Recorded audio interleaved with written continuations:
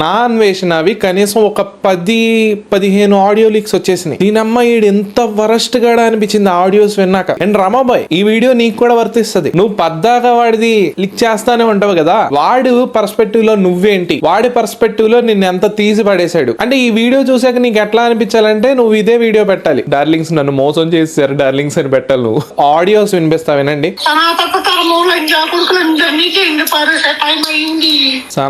ధర్మం కొడుకులందరినీ ఇంగిపారేసే టైం అయింది. చాలా బాగుందంట ఈ సంవత్సరం. నాది ఆదాయం 14, వ్యయం 2 రూపాయలే.